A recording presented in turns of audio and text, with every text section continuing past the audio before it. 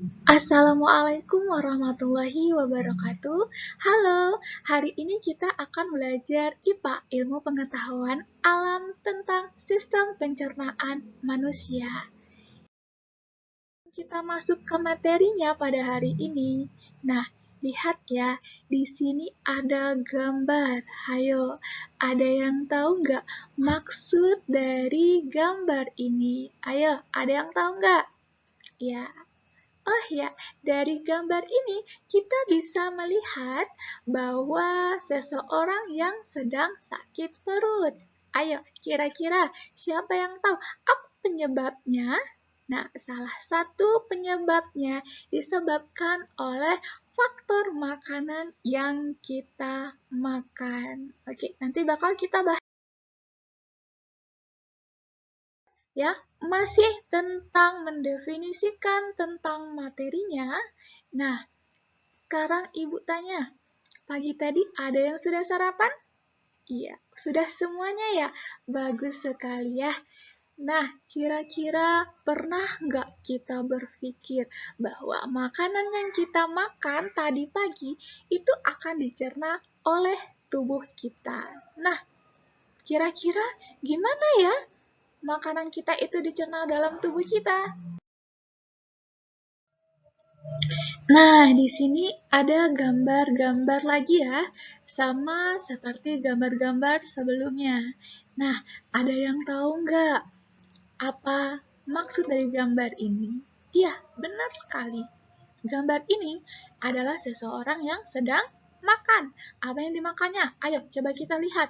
Ada jeruk, ada pisang, ada ikan, nasi, vitamin, dan juga roti. Makanannya masuk ke dalam mulut, kemudian dicerna oleh organ pencernaan kita. Nah, itulah materi kita pada hari ini, yaitu makanan dan sistem pencernaan. Nah, kira-kira apa ya tujuannya untuk kita mempelajari materi ini? Mari kita lihat. Tujuan pembelajaran. Yang pertama, untuk mendeskripsikan makanan, jenis makanan berdasarkan kandungan zat yang ada di dalamnya. Yang kedua, agar siswa nanti dapat membandingkan pencernaan mekanik dan kimiawi, kemudian agar siswanya dapat mengidentifikasikan macam organ pencernaan dan kelenjar pencernaan pada manusia, dan yang terakhir, ayo kira-kira apa? Untuk dapat menyebutkan kelainan ya atau gangguan pada sistem pencernaan manusia. Kemudian kita masuk ke peta konsep makanan dan sistem pencernaan. Pada materi makanan dan sistem pencernaan, apa-apa saja akan kita bahas? Ada dua ya. Yang pertama kita akan membahas tentang makanan. Yang kedua, kita akan membahas tentang sistem pencernaan. Ya, benar sekali ya. Nah, perlu diingat ya bahwa makanan dan sistem pencernaan itu adalah satu kesatuan yang tidak bisa dipisahkan. Ada yang tahu nggak kenapa demikian? Hayo. Iya, benar sekali. Karena apapun yang kita makan, dia selalu berhubungan dengan organ dari sistem pencernaan. Oke, satu-satu dulu kita bahas ya. Yang pertama kita bahas makanan. Di makanan, kita akan membahas tentang pengertian makanan. Yang kedua, kita akan membahas tentang fungsi makanan. Kemudian kita membahas zat-zat makanan, ya. Wah, zat-zat makanan ini sangat banyak sekali loh. Ada yang tahu nggak apa saja? Ya, dimulai dari karbohidrat, lemak, protein, vitamin, dan juga mineral. Dan yang terakhir, kita akan membahas tentang pencernaan makanan intraseluler dan juga ekstraseluler. Nah, apa-apa saja itu? Oke, nanti bakal kita bahas di slide berikutnya ya. Yang kedua, kita akan membahas tentang sistem pencernaan. Di materi sistem pencernaan, kita akan membahas tentang pengertian dari sistem pencernaan itu sendiri.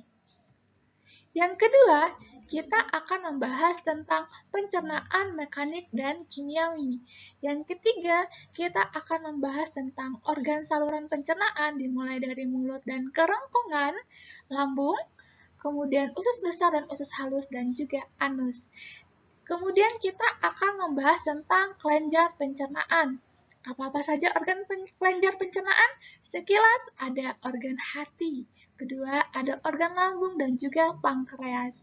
Nah, yang terakhir baru kita akan membahas tentang kelainan dari sistem pencernaan atau gangguan daripada sistem pencernaan manusia. Oke, kalau begitu kita lanjut ya. Materi yang pertama yang akan kita bahas itu adalah tentang makanan dan zat makanan. Nah, kita masuk materi makanan dan zat makanan. Nah, ada yang tahu nggak nih, apa itu makanan? Ayo, apa itu makanan? Sudah makan kan tadi pagi? Nah, apa itu makanan? Iya, benar sekali ya. Makanan adalah segala sesuatu yang dapat dimakan dan berguna untuk tubuh. Di mana makanan yang kita makan, dia akan menghasilkan energi atau tenaga bagi tubuh kita. Nah, sekarang pertanyaannya, apakah semua makanan itu baik dan sehat bagi tubuh kita? Ayo, siapa yang jawab? Ya, benar sekali ya. Tidak semua makanan itu baik untuk kesehatan tubuh kita. Lalu, bagaimana kita dapat menentukan atau menemukan makanan yang baik dan sehat? Ya, makanan yang baik dan sehat adalah makanan yang memenuhi syarat-syarat makanan. Kemudian nanti kita akan mengetahui fungsi makanan. Sekarang, syarat makanan yang baik dan sehat itu apa saja sih? Mari kita lihat. Yang pertama, makanan yang baik dan sehat syaratnya adalah higienis. Apa itu higienis? Ya, benar ya, bersih, tidak mengandung kuman penyakit dan zat beracun. Yang kedua, dia bergizi tinggi, zat makanan yang menjaga tubuh. Contohnya tadi seperti karbohidrat, ada gandum, ada beras, ada roti, ya, ada kentang. Dari protein apa? Susu, daging, dan banyak lainnya. Yang terakhir, syaratnya adalah mudah dicerna. Masuk ke fungsi makanan. Ada yang tahu fungsi makanan? Ya, tentu ya, fungsi makanan yang pertama dan yang paling penting itu sebagai sumber energi. Yang kedua, sebagai pembentuk sel-sel baru. Yang ketiga, untuk pertumbuhan. Dan yang keempat, untuk perbaikan jaringan sel-sel yang rusak. Sudah paham ya tentang pengertian makanan, syarat makanan, dan fungsi makanan? Oh iya, tentu. Oke, kita masuk materi berikutnya, itu tentang zat-zat makanan. Sudah kita bahas di slide sebelumnya tentang pengertian makanan. Sekarang zat makanan. Zat makanan, dia dibedakan atau dibagi menjadi 3 bagian. Yang pertama, itu adalah zat tenaga. Zat tenaga terdiri atas apa saja? Karbohidrat, lemak, dan protein. Yang kedua adalah zat pembangun, terdiri atas protein dan mineral. Dan yang ketiga, itu zat pengatur. Zat pengatur terdiri atas vitamin dan mineral. Nah, mari kita lihat gambar dari piramida zat makanan. Ya, udah muncul gambarnya ya? Ya. Nah, dari piramida zat-zat makanan ini, nah kita bisa nanti mengidentifikasikan jenis-jenis makanan yang termasuk ke dalam 3 zat makanan ini. Nah, yang pertama dulu, zat pembangun.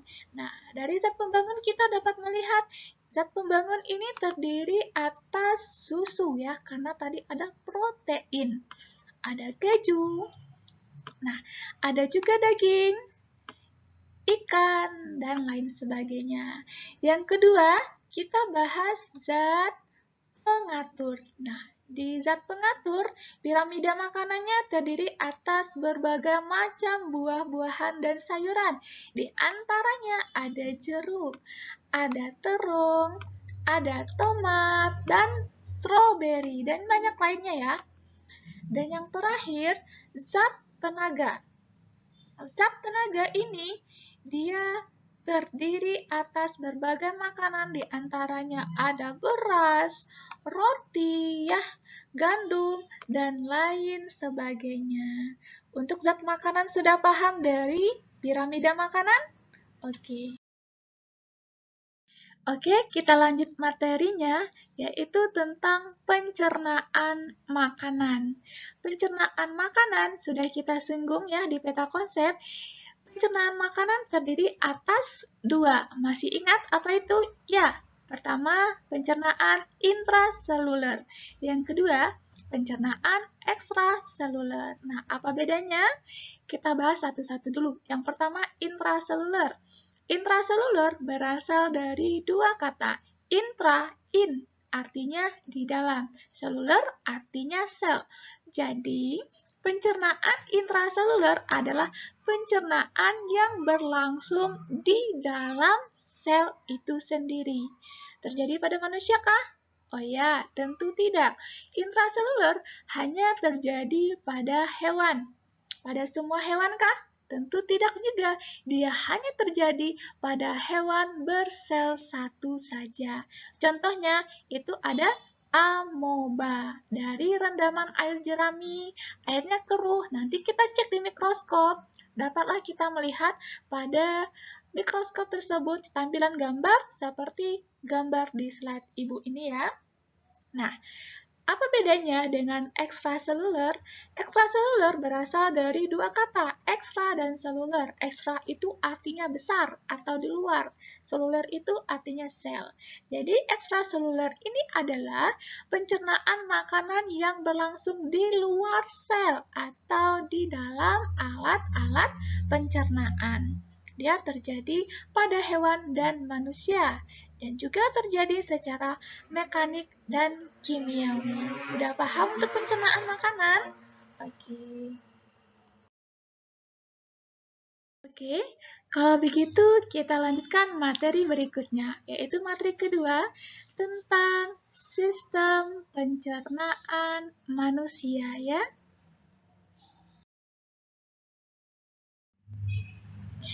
Nah, masuk ke materi sistem pencernaan manusia. Sistem pencernaan atau disebut juga dengan digestive system. Nah, ada yang tahu apa itu pengertian sistem pencernaan? Ya, benar ya. Sistem pencernaan atau digestive system itu adalah proses mencerna makanan yang kita makan. Apapun yang kita makan nih, itu dicerna. Dari bentuknya masih kasar, menjadi bentuk lebih halus dan sederhana. Untuk apa? Untuk diserap sari-sari makanannya.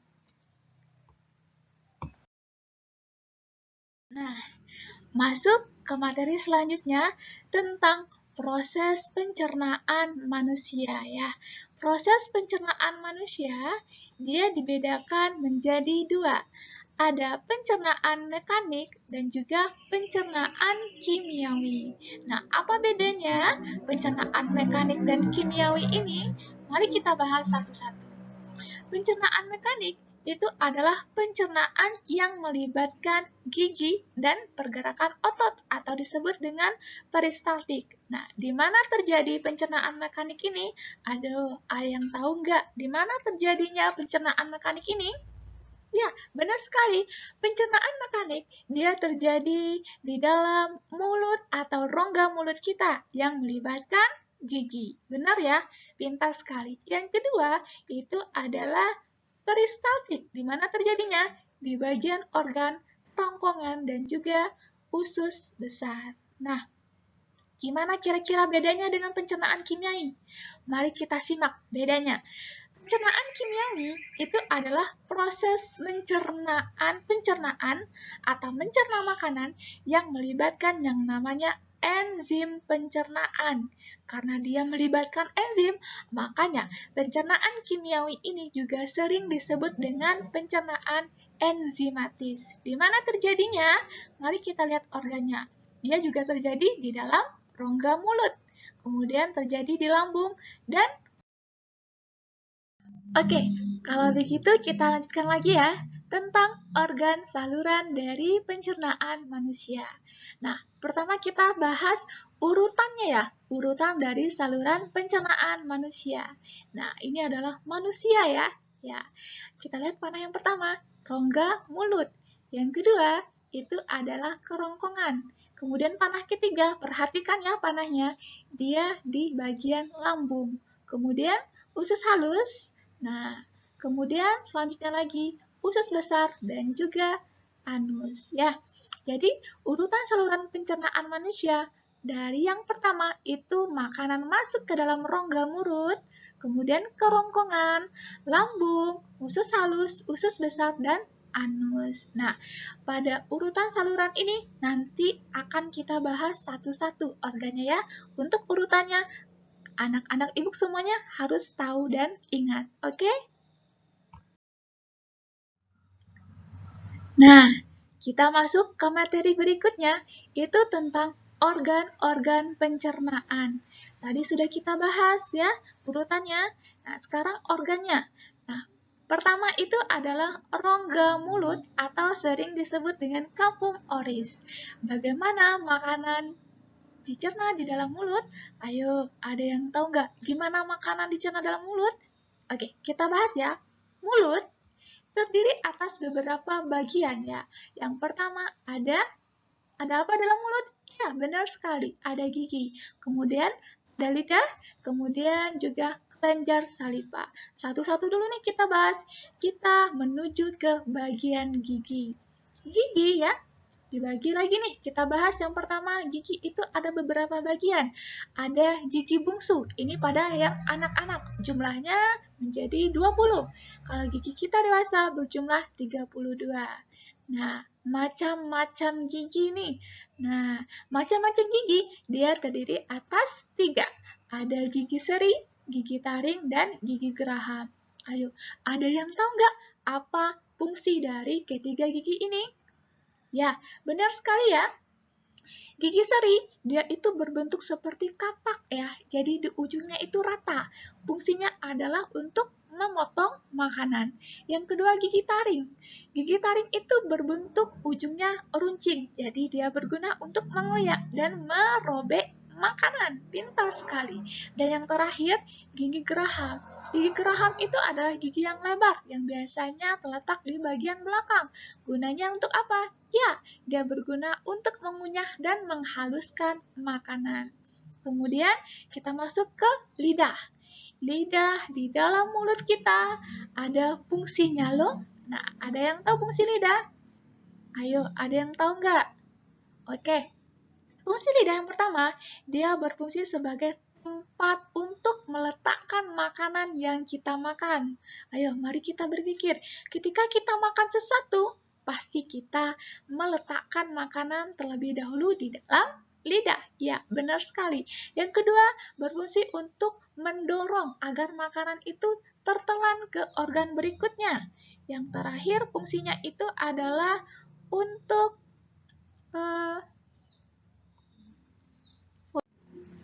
fungsinya yang ketiga itu adalah sebagai pengecap makanan. Nah, lanjut ke organ yang ada dalam mulut. Lanjutannya itu ada kelenjar saliva. Kelenjar saliva, dia ada 3 kelenjar. Yang pertama, dia adalah kelenjar yang akan menghasilkan saliva atau ludah. Yang kedua, kelenjar yang akan menghasilkan air atau lendir. Dan kelenjar yang akan menghasilkan enzim petialin. Nah, ada enzimnya ya ternyata di dalam mulut. Nah, jadi di dalam rongga mulut itu pencernaan yang terjadi itu ada 2. Pencernaan mekanik dengan gigi dan juga kimiawi dengan enzim, yaitu enzim petialin. Oke, kita lanjut lagi ya, masih tentang organ pencernaan yang ada di dalam rongga mulut. Bagaimana bentuk organ yang ada di dalam mulut? Nah, mulut tadi ada 3 organnya. Yang pertama gigi, yang kedua lidah, yang ketiga kelenjar saliva. Di gigi bentuknya seperti ini. Ayo coba perhatikan, ada bagian-bagian giginya. Yang nampak putih itu adalah bagian yang namanya mahkota. Ada leher dan juga akar gigi ya. Kedua, itu ada lidah. Lidah berkaitan dengan fungsi lidah yang 3 sebagai pengecap makanan. Ayo kita perhatikan. Ujung lidah kita, dia berfungsi pengecap rasa manis ya. Nah, ini nih pada gambar berikut nih, Ibu tandai, mengecap rasa manis. Kemudian pada samping dia mengecap rasa asin. Kemudian belakang, tapi masih samping, dia pengecap rasa asam. Dan tengah-tengah bagian belakang dia pengecap rasa pahit. Nah, kita masuk ke kelenjar salipa. Kelenjar salipa yang pertama itu adalah kelenjar parotis. Dia berfungsi tadi untuk menghasilkan ludah atau salipa. Yang kedua itu adalah sublingualis ya. Dia berfungsi untuk menghasilkan air dan lendir. Dan yang ketiga itu kelenjar submandibularis. Paham ya untuk gambar rongga-rongga mulut ya, terdiri atas gigi, lidah, dan kelenjar salipa? Ya, tentu paham pastinya ya. Baiklah, kita masuk ke organ pencernaan berikutnya atau yang nomor 2. Apa itu tadi? Benar sekali, kerongkongan atau esofagus ya. Nah, pertanyaannya, bagaimana makanan itu dicerna di dalam kerongkongan kita? Mari kita perhatikan. Kerongkongan ya, dia dibedakan, ada fungsinya yang bakal kita bahas, mendorong makanan dari rongga mulut ke organ berikutnya. Ayo, kira-kira setelah kerongkongan organnya apa ya? Oke, yang kedua, terjadi gerakan kembang kempis atau disebut dengan peristaltik. Nah, struktur kerongkongan terlihat pada gambar ya. Ketika makanan masuk ke dalam mulut, ada gerakan kembang kempis. Gerakannya disebut dengan gerakan peristaltik. Jadi, di kerongkongan, pencernaan makanan yang terjadi secara apa? Ya, benar sekali, pencernaan mekanik karena terjadi dengan gerakan peristaltik tanpa adanya enzim. Nah, kita masuk lagi ke organ pencernaan berikutnya. Ya, benar sekali. Setelah kerongkongan, makanan akan masuk ke dalam lambung atau dikenal dengan istilah ventriculus ya. Pertanyaannya lagi nih, bagaimana makanan akan dicerna di dalam lambung kita? Mari kita perhatikan. Lambung yang akan kita bahas ya, ada strukturnya, yang kedua otot-otot lambung, kemudian baru zat yang akan dihasilkan oleh lambung. Satu-satu dulu, kita lihat struktur dari lambung. Struktur lambung terdiri atas lambung bagian atas, itu disebut kardiak, lambung bagian tengah disebut fundus, lambung bagian bawah disebut filorus. Nah, otot-otot lambung gimana? Otot lambung juga ada 3. Otot lambung memanjang itu bagian luar, melingkar bagian tengah, dan miring bagian dalam. Nah, gimana gambarnya? Udah muncul ya di tampilan layarnya gambar lambung? Ya. Nah, kira-kira yang bagian kardiak, fundus, filorus itu yang bagian mana kalau pada gambar? Oke, Ibu tandai ya. Nah, yang lingkaran pertama berwarna merah itu adalah kardiak, lambung bagian atas. Fundus ya, lingkaran kedua bagian tengah.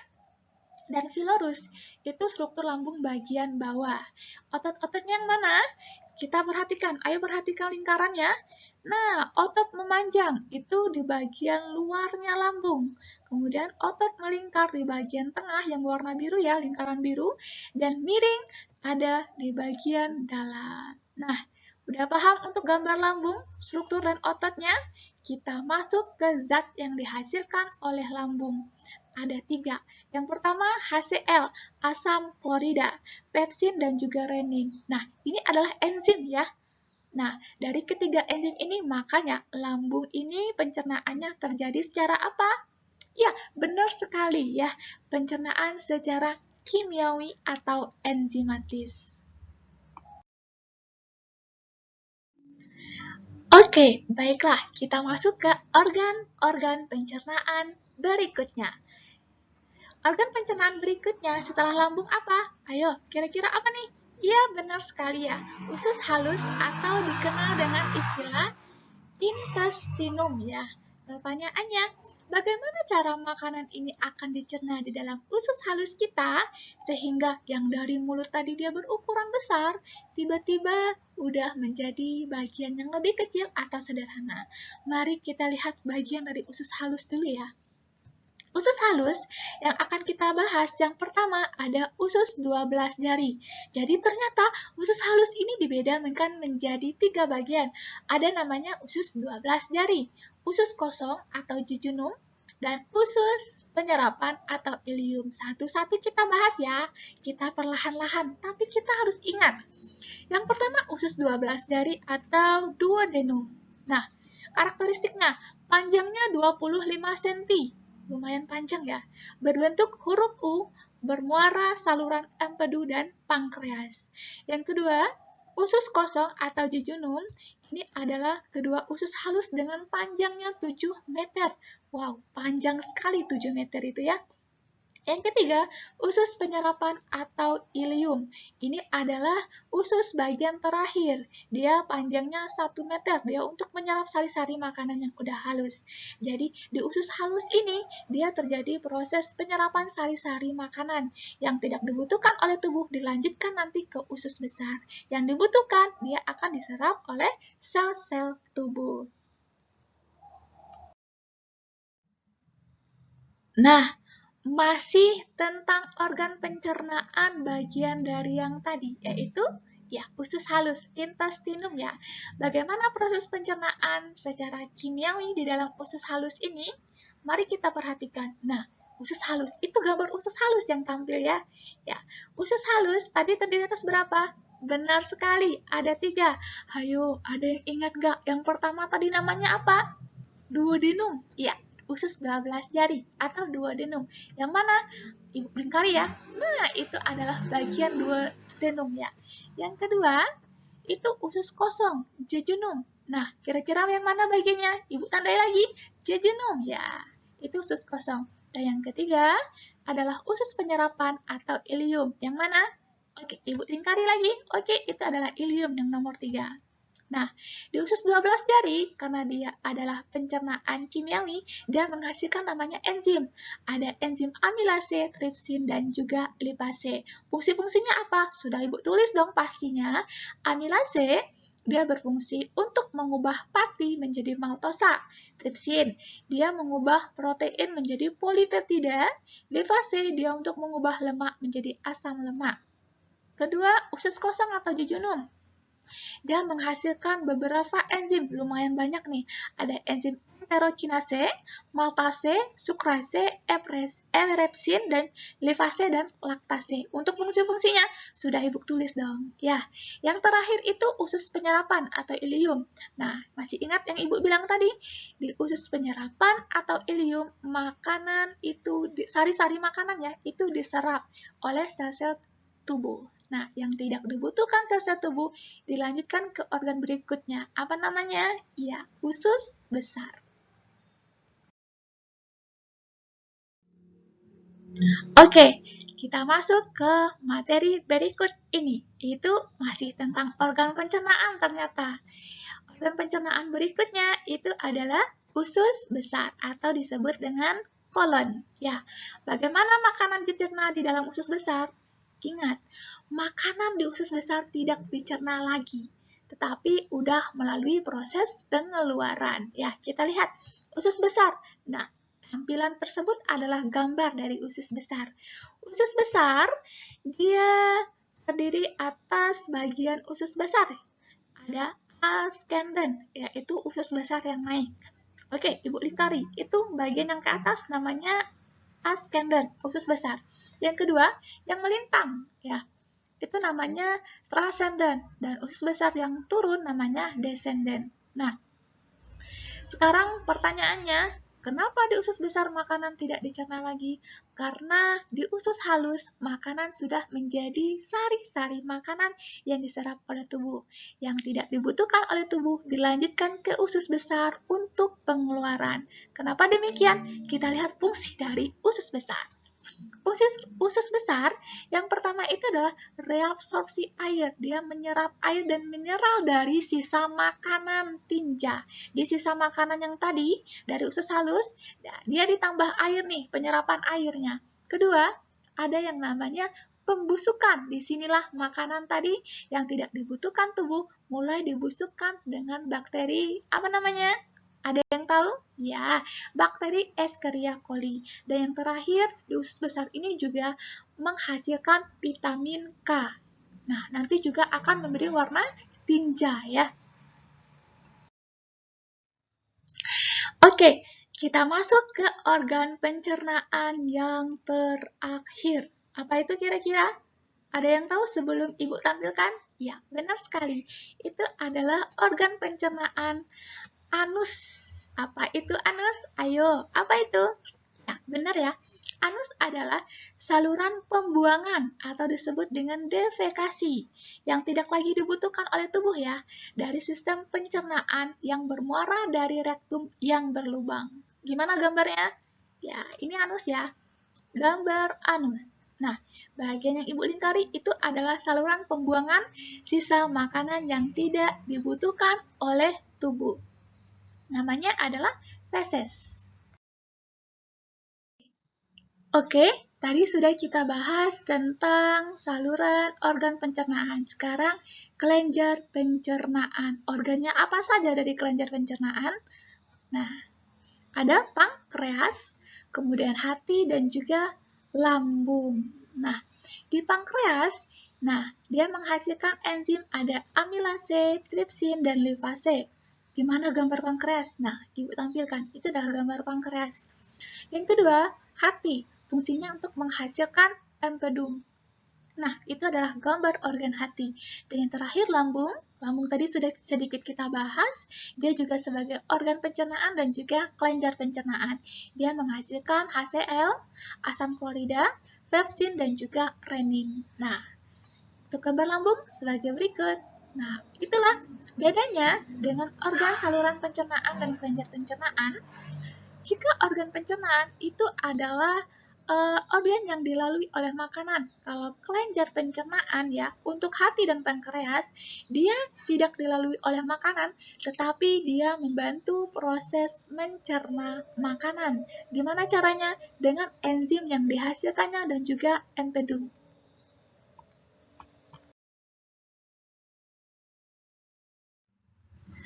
Baiklah, kita lanjutkan ke materi berikutnya. Di materi berikutnya, kita akan membahas tentang, ya benar, kelainan dari sistem pencernaan atau gangguan dari sistem pencernaan manusia.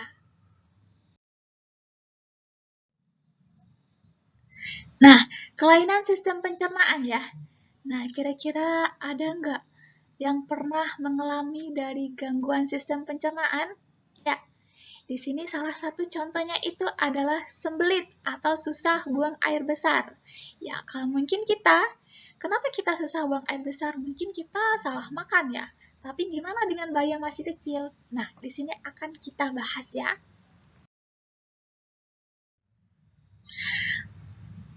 Oke, kelainan sistem pencernaan yang pertama yang kita bahas itu adalah stomatitis. Yang kedua, diare. Nah, apa itu stomatitis dan diare? Nah, pertama dulu ya. Stomatitis itu adalah tumbuhnya jaringan-jaringan halus di dalam mulut atau bahasa kita sariawan. Ada yang pernah sariawan? Pernah ya? Ibu juga pernah. Oke? Yang kedua, diare.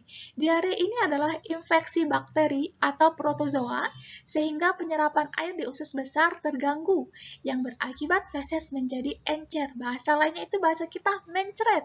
Kenapa? Bisa jadi makanan yang kita makan itu tidak sehat atau sudah kadaluarsa atau sudah basi ya.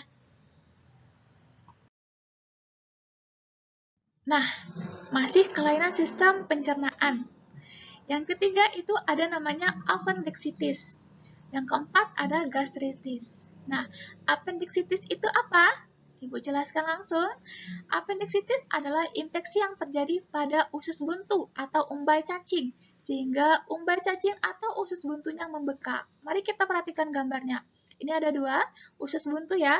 Nah, usus buntu yang pertama, lingkaran pertama itu yang normal, yang kedua itu sudah bengkak ya. Itu namanya appendix. Yang keempat itu adalah gastritis atau sering dikenal dengan tukak lambung atau MAH. Ada yang pernah MAH? Ya, banyak sekali sepertinya ya. Gastritis ini adalah infeksi mukosa lambung yang disebabkan oleh bakteri mukosa lambung. Nah, ini gambarnya. Kira-kira disebabkan oleh apa?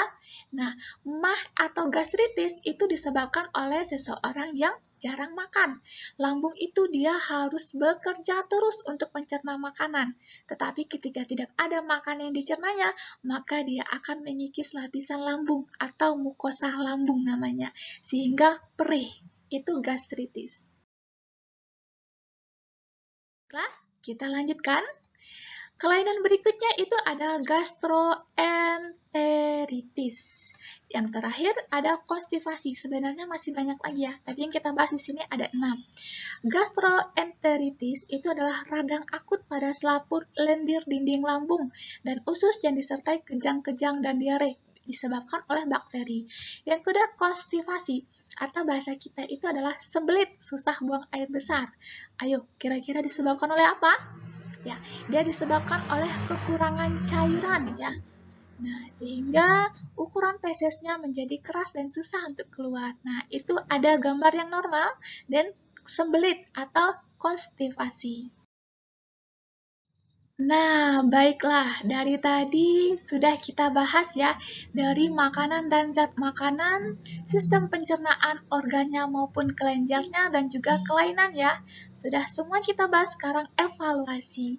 Silakan anak-anak ibu kerjakan soal evaluasi berikut ya, dari nomor 1 dan sampai nomor 5. Nanti yang betul semua dikasih nilai 100. Oke? Bisa ya? Sampai pada profil penulis. Ya, ini gambar profil penulisnya. Namanya Sri Anika Cahayu dengan ibu sendiri ya. Alamatnya dari Kabupaten Merangin, tapi domisilinya di Sungai Penuh. Sekilas ya tentang profilnya.